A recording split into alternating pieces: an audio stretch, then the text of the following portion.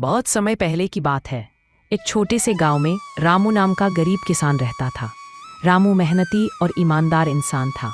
उसके पास ज्यादा जमीन नहीं थी, लेकिन वह दिन रात अपनी छोटी सी खेती में जी जान लगाकर मेहनत करता था। उसकी यही सच्चाई और ईमानदारी पूरे गांव में उसे अलग पहचान दिलाती थी। रामू हमेशा कहा करता था। उसके इन शब्दों से गांव के बच्चे भी बहुत प्रभावित रहते थे। गांव के लोग भी जब अपने बच्चों को शिक्षा देते, वो कहते, एक रामू जैसा ईमानदार बनो। दिन की बात है। रामू अपने खेत की जुताई कर रहा था। अचानक हल की नोक किसी कठोर चीज से टकराई।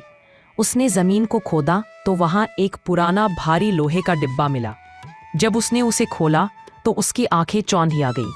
उसमें सोने चांदी के गहने और ढेर सारे सिक्के रखे हुए थे।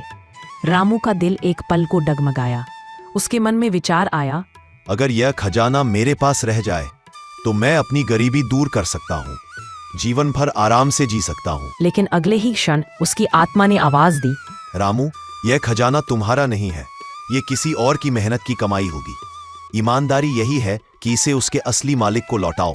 रामू ने बिना देर किए वह डिब्बा उठाया और गांव के मुखिया के पास पहुंच गया। मुखिया ने जब यह बात सुनी तो वह भी आश्चर्यचकित रह गया। उसने गांव के चौपाल में सबको बुलाया और कहा, रामू ने आज हम सबको सच्चाई का उदाहरण दिया है। कोई और होता तो यह खजाना अपने पास रख लेता, लेकिन इसने ईमानदारी। गांव वाले रामू की ईमानदारी देखकर हैरान रह गए। सबने उसकी सच्चाई की तारीफ की। मुखिया ने पूरे गांव में ऐलान करवाया ताकि असली मालिक सामने आ सके। कुछ दिनों बाद एक बूढ़ा व्यापारी आया। उसकी आंखों में आंसू थे।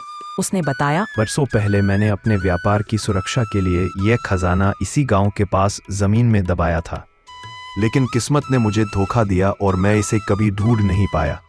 आज इसे देखकर मेरी पुरानी यादें ताजा हो गईं बेटा। व्यापारी ने डिब्बे को देखकर पहचान लिया और खुशी से रो पड़ा। व्यापारी ने रामू को गले लगाते हुए कहा, तूने मेरी बरसों पुरानी दौलत लौटाकर मुझे बहुत बड़ा उपकार किया है। मैं तुझे इनाम देना चाहता हूँ। उसने रामू को सोने के सिक्के देने चाहे, पर रामू ने मुस्कुराते हुए कहा, मैंने तो बस अपना फर्ज निभाया है, मुझे किसी इनाम की जरूरत नहीं। यह सुनकर गांव वाले तालियां बजाने लगे और बोले, वाह रामू, तूने हमें दिखा दिया कि ईमानदारी सबसे बड़ा धन है। व्यापारी ने आग्रह किया, अगर तुम इनाम नहीं लोगे तो मैं समझूंगा कि मेरी कृतज्ञता अधूरी रह गई। कृपया कुछ न कुछ स्वीकार करो। अब मुखिया ने कहा, रामू, असली इनाम तो तेरी सच्चाई है, लेकिन अगर तू व्यापारी से कुछ लेगा तो यह उसके आभार का सम्मान होगा। अंततः रामू ने थोड़े से सिक्के स्वीकार कर लिए, लेकिन उसका दिल खुश था कि उसने सच्चाई का साथ दिया। रामू की ईमानदारी और नेक दिल स्वभाव को देखकर लोग उसे और सम्मान देने लगे। व्यापारी ने भी उसकी खेती में मदद की। धीरे धीरे उसकी जमीन उपजाऊ बन गई। फसल भरपूर होने लगी।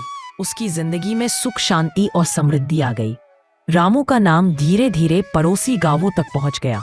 लोग उसके पास अपने बच्चों को लेकर आते और उनसे कहते, बेटा, रामू चाचा से सीखो, ईमानदारी कैसी होती है। रामू बच्चों को हमेशा यही समझाता, झूठ और बेईमानी से मिलती है केवल क्षणिक खुशी, लेकिन सच्चाई और मेहनत देती है जीवन भर की शांति। गांव में जब भी कोई विवाद होता, लोग रामू को न्याय के लिए बुलाते।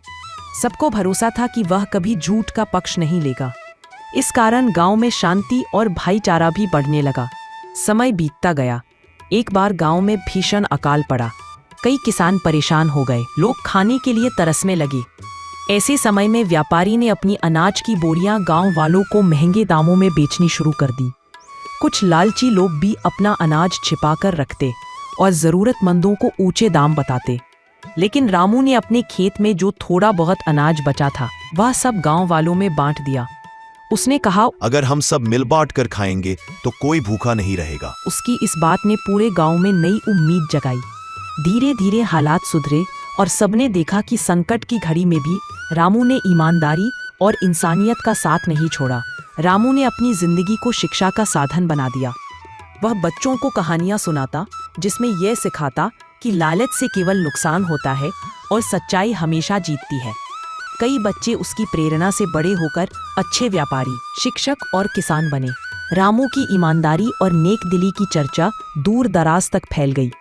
एक दिन पड़ोसी राज्य का राजा इस गांव से गुजरा। तुम्हारे गांव का सबसे सम्मानित व्यक्ति कौन है? सबने एक स्वर में कहा, रामू किसान। राजा ने रामू को दरबार में बुलाया और उसकी परीक्षा ली। अगर मैं तुम्हें अपने महल की रक्षा और अनाज का भंडार संभालने का काम दूं, तो क्या तुम करोगे? रामू ने जवाब दिया, महाराज, मैं एक किसान हूँ, लेकिन अगर यह जिम्मेदारी मिलेगी तो उसे पूरी ईमानदारी से निभाऊंगा। राजा ने उसे मौका दिया। रामू ने महल के अनाज भंडार को इतनी सच्चाई और सावधानी से संभाला कि पूरे राज्य में उसका नाम और भी बढ़ गया। धीरे धीरे रामू की ख्याति राज्य भर में फैल गई। व्यापारी, सैनिक, मंत्री सभी उसकी प्रशंसा करने लगे।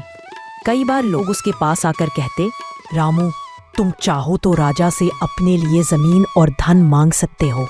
लेकिन रामू हमेशा कहता, मैंने जो पाया मेहनत और ईमानदारी से पाया, और जो मिलेगा वही सबसे बड़ा खजाना होगा। राजा ने भी कहा, रामू, तुम्हारी ईमानदारी मेरे लिए प्रेरणा है। मैं चाहता हूँ कि तुम मेरे दरबार में सलाहकार बनो। रामू ने हाथ जोड़कर कहा, महाराज, मैं गांव का साधारण किसान हूँ। मेरी खुशी मेरे खेत और मेरे लोगों के बीच है। आप अगर मुझे सम्मान देना चाहते हैं तो यह वादा कीजिए कि आपके राज्य में कोई गरीब भूखा नहीं रहेगा और हर जगह न्याय होगा। राजा उसकी बातों से प्रभावित होकर बोला, रामू, तुमने मुझे असली शासन की राह दिखाई है। गांव का मुखिया और राज्य के लोग दोनों यह मानने लगे कि रामू केवल एक किसान नहीं बल्कि सच्चाई का प्रतीक है। उसकी हर बात इंसानियत और ईमानदारी की शिक्षा देती थी। रामू ने विनम्रता से कहा, मैं तो बस एक साधारण इंसान हूँ। असली सम्मान उस ईमानदारी और मानवता का है जो हर इंसान के अंदर होनी चाहिए। गांव और राज्य के लोग उसकी बात सुनकर भावुक हो गए। उन्होंने संकल्प लिया कि वे भी हमेशा ईमानदारी और सच्चाई का पालन करेंगे।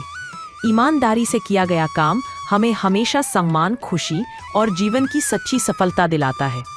चाहे समय लगे, लेकिन सच्चाई और ईमानदारी का फल हमेशा मीठा ही होता है। यही कारण है कि आज भी लोग कहते हैं, ईमानदारी सबसे बड़ा खजाना है।